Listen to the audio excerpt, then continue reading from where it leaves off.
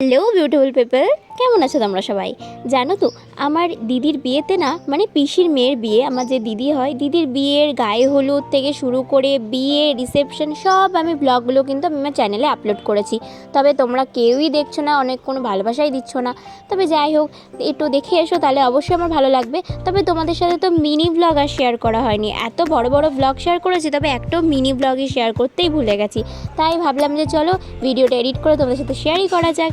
আর mini ব্লগে তো সব ডিটেলস দেওয়াই আছে, দেখতেই পাবে যে কেমন কি সেজেছিলাম, কি খেয়েছি, কোথায় ঘুরেছি, তারপরে সেখান থেকে কোথায় ফটোশ্যুট করতে গেছি, সবটা কিন্তু ওখানে আপলোড করা আছে। তোমরা অবশ্যই গিয়ে কিন্তু একবার দেখে এসো। আর দেখো, এবার গেছিলাম কিন্তু দিদিকে নিয়েই ফটোশ্যুট করাতে।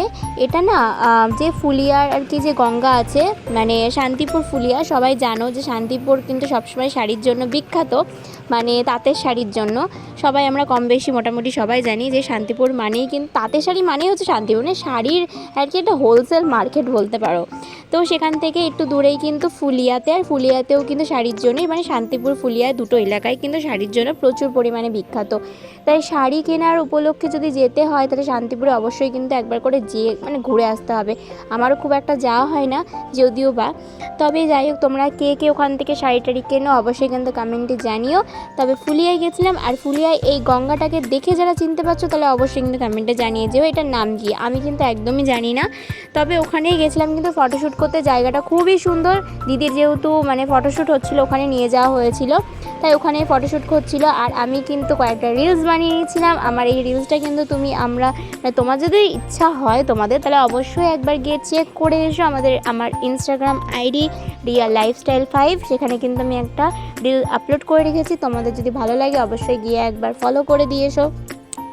আর দেখো, এদিকে কিন্তু ঘুরে ফিরে এসেই কিন্তু ওর যে রিচুয়ালগুলো হচ্ছিলো এখানে, যেগুলো বাকি ছিল আর কি, সেগুলোই কিন্তু কমপ্লিট হচ্ছিলো। এদিকে তো আমার লেগে গেছিলো যে দারুণ খিদে, মানে বিশাল খিদে লেগে গেছিলো, তাই আমি একটুখানি খেতে বসে গেছিলাম। আর খেতে বসার আগে এই যে ভিডিওগুলো দেখছো এগুলোই করেছিলাম। তো এদিকে আমার বোনও একটুখানি ভিডিও করে নিয়েছিল, আমাকে বারবার করে বলছিল দে মাম দিতে আমাকে ভিডিও করে দে, তাই ওকে একটা ভিডিও করে দিচ্ছিলাম। আর এদিকে দেখো ভাত দিয়েছে, ডাল দিয়েছে, আর ঝুড়ি ঝুড়ি আলু ভাজা। এইটা না আমার সবসময় ভালো লাগে খেতে, আমি জানি না কেন, আমাকে যত ভালোই খাবার দেওয়া হোক না কেন, আমার এই ডাল ভাত আলু ভাজা খেতে না সবথেকে বেশি ভালো লাগে। আর তার সাথে ছিল কিন্তু একটা মাছ, এই মাছটাও কিন্তু বেশ ভালোই খেতে ছিল। এটা যদিও বা কাতলা মাছ ছিল, তবে আমি ঝোলেটা নিয়ে ফ্রাই করা ভাজাই নিয়েছিলাম। তো দেখাবে নেক্সট ব্লগে, টাটা।